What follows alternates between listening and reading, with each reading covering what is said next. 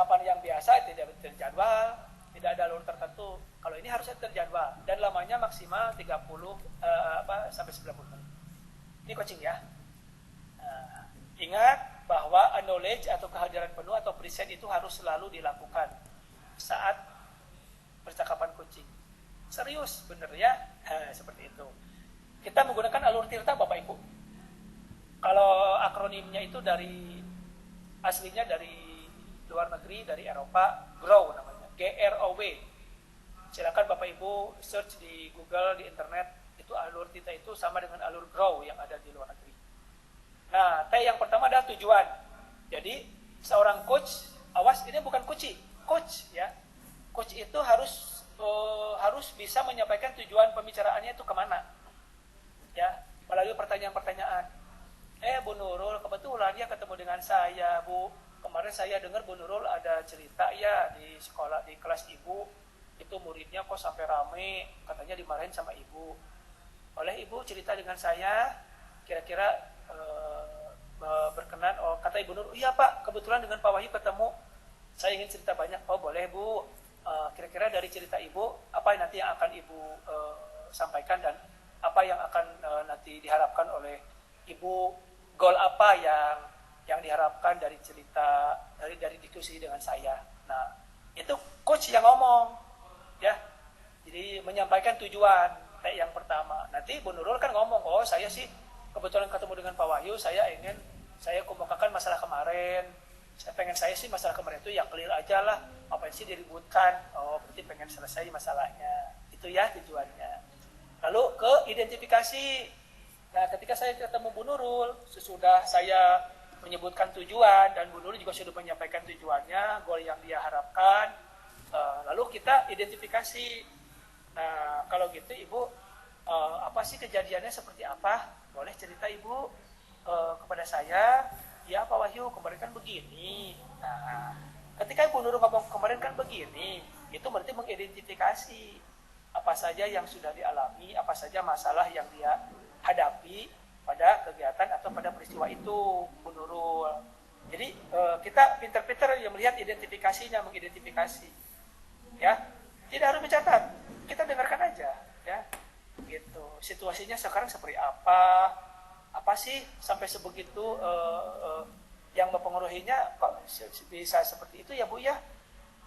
Mungkin ada hal-hal lain yang membuat anak jadi begitu berontak Bu. Nah kan seperti itu. Iya Pak, sepertinya sih mungkin begini.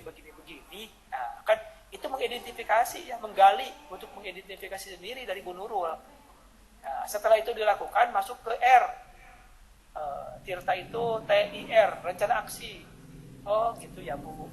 Ibu Nurul kalau mengalami masalah itu, mungkin Bu Nurul juga pernah mengalami masalah sebelumnya. Ya, saya dulu pernah seperti itu Pak. Tapi saya itu waktu itu diatasi karena anak itu saya panggil sebenarnya ke ruang guru, nggak saya marahin di kelas. Nah, dari sana kan berarti Ibu Nurul itu sudah punya rencana aksi dari masalah Bu Nurul sendiri. Jadi coachnya itu tidak hanya dengan teknik bertanya, teknik menggali potensi dan hal-hal yang mungkin bisa terpikirkan dari pembicaraan atau dari si coachnya sendiri. Itu rencana aksi. Ya Pak, kemarin kalau dulu saya pernah juga tuh di kelas ke-9 kemarin atau kelas 10 kemarin misalnya ya. Ardi juga sama. Tapi waktu itu saya panggil ke ruang guru karena waktu itu saya belum jam pelajaran masih banyak, belum pulang saya. Kalau sekarang saya udah mau pulang jadi nggak enak. Kira-kira Bu, nah kan kita nanya lagi nih, kira-kira Bu kalau kasus yang sekarang ada nggak langkah yang sama dengan kemarin seperti yang si Ardi? Sepertinya nggak bisa Pak, karena itu sore. Saya mungkin nanti panggil besok aja deh.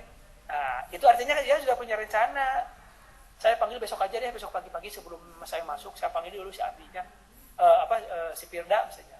Kalau kemarin si Ardi karena ada waktu sebelum pulang, kalau sekarang udah terlalu lewat siang, dan nanti saya panggil Firda aja sebelum masuk deh, saya minta izin ke gurunya, saya mau kasih dulu peringatan atau apa. Nah itu kan rencana aksi dari Bu Nurul sendiri, ya kita kan hanya mengamalkan pengumuman, hanya. Itu namanya rencana aksi Bapak Ibu ya. Itu harus dilakukan oleh seorang coach alur R, rencana aksi. Terakhir ada tanggung jawab. Nah, Bu Nurul kan sudah punya nih rencananya, solusinya. Nanti Firda mau dipanggil pada hari berikutnya. Kira-kira Bu Nurul yakin dengan langkah Bu Nurul, rencana Bu Nurul, dan kira-kira apakah perlu dukungan dari teman-teman guru yang lain?